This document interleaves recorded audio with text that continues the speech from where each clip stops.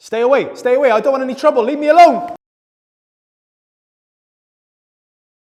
In this video, we're going to show you a simple technique that you can use to defend yourself in one of the worst scenarios imaginable.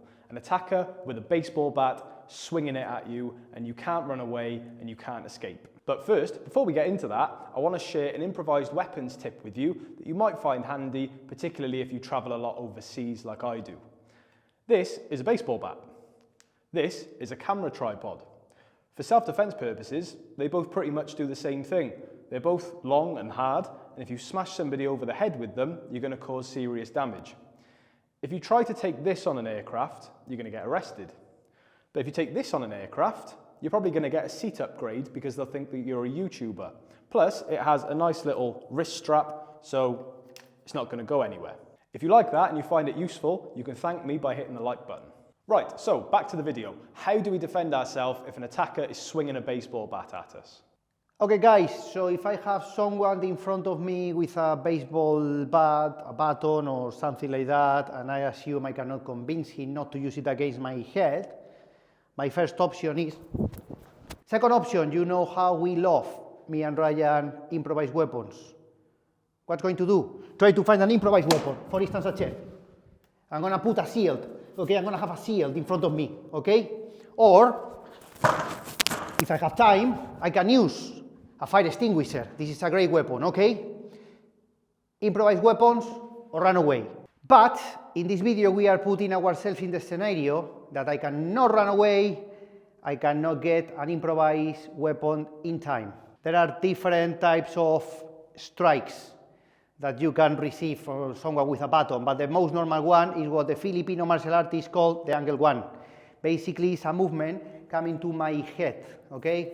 If you give a toy to a baby, it's gonna do this, okay? It's a very normal, natural movement for any human, even the monkeys. So a monkey is going to do that, a child is going to do that, okay? Your granny is gonna hit you like that with a spoon, okay? So that's the most natural attack that you can probably suffer from an attacker with a baton. So basically what I'm going to use is my arm in, which is called in English a spear point position, or in Spanish punta de flecha, arrow point, okay? I'm going to move myself towards my opponent to spoil his range, to reduce his range, to reduce his angle of rotation, therefore his power and his strength. Also, I'm going to try to hide, if I fail, and he's faster than me, I'm going to try to hide the weakest point of my body, in this case, which is my head, behind my shoulder. So if Ryan comes, I'm here, I'm protecting my head, and I'm putting my arm like an arrow, like a spear, okay, first of all. And then I'm going to try to smash the head of Ryan. If Ryan moves back, I punch, and then maybe I can get myself the room to run away.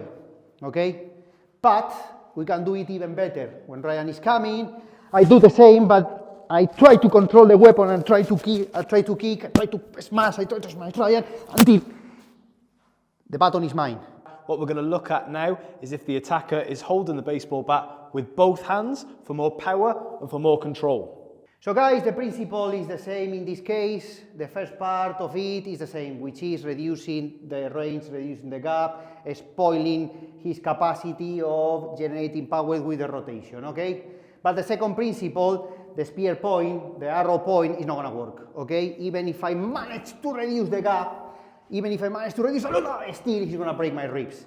So in this case, I need to sacrifice my arms to an extent, my shoulder, and I need to shield, okay? So with my shoulder, with my hand, with my arms, I'm gonna be covering more vital parts of my body, but then the principle is the same. With precision, I'm gonna go ballistic to reduce the gap. So he's coming to me, I'm coming here, okay? And I'm grabbing, because if I don't grab, he's gonna keep on punching, right? He's gonna keep on striking. So again, he's coming, BAM! And I'm tackling him, and then I start striking until I knock him out eventually, or confuse him as much as I can to grab the weapon. So sadly, we can't walk around with our own baseball bats in order to defend ourselves. What we can do is make use of improvised weapons for self-defense. And if you're interested in learning about how to use improvised weapons, as well as other dirty fighting techniques, then you should really check out this video here. And guys, make sure to like and subscribe for more self-defense content. Thanks everyone. Gracias, amigos.